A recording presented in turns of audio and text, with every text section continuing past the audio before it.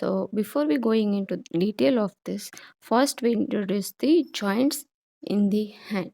So in the hand, this is the metacarpal bone, this is the phalanx.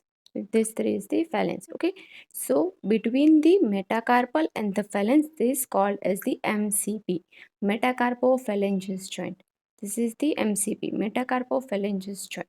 Okay. The movement of the MCP is flexion. This is the flexion at the MCP joint, and this is the extension. Okay, extension of the MCP joint. Now the second here, these two are the interphalangeal joint. PIP, proximal interphalange joints. This is the DIP, distal interphalange joint. Now the movement of this, okay, proximal interphalangeal joint is flexion. This is the flexion. Okay, this is the flexion, and this is the extension at the proximal interphalangeal joint. Now this is the distal IP joint. So this is the flexion of the DIP, and this is the extension of the DIP joint. Now what happened in the claw hand? So this is the claw hand, right?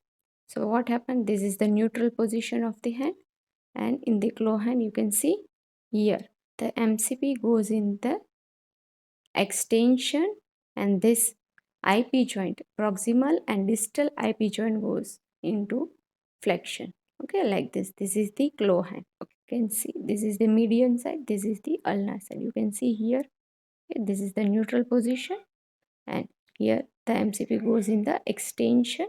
Okay, and PIP and DIP goes in the flexion. This is the extension of this two joint, and this is the, we discuss why this happened. So in hand there are four lumbricals, 1, 2, 3 and 4 between the metacarpal bones. 1, 2, 3 and 4. Okay, this first and second lumbricals is supplied by median nerve, and this third and fourth lumbricals is supplied by the ulnar nerve. Now what is the action of this lumbrical muscle?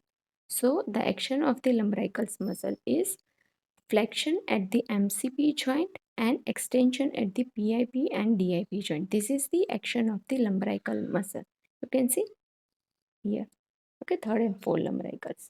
This is the lumbrical grip. Now, what happens if there is a paralysis of this lumbrical? Because of the median nerve injury, there is the paralysis of the first and two lumbricals muscle. So this part of the hand goes in the like this claw. Okay, if this first and second lumbricals are paralyzed, so this happened. Okay, so the MCP goes in extension because lumbricals responsible for the flexion, so the opposite action from this. Okay, this is extension at the MCP joint and flexion at the DIP and the PIP joint. Okay, in case of the median nerve injury because of paralysis of the first and second lumbrical. There is an injury to this ulnar nerve, so this third and fourth lumbrical is paralyzed. So the hand goes like this. Okay, this action is not possible. So oppositely, MCP goes in the extension, and proximal and distal IP joint goes in the flexion. So this is the ulnar claw hand. Okay, in case of the ulnar nerve injury. This is the action of the lumbricals, flexion at the MCP joint, extension at the DIP and PIP joint. In case of the injury to the median and ulnar nerve, the opposite action from the lumbricals. This. Okay, the MCP goes in the extension, and PIP and DIP goes in the flexion.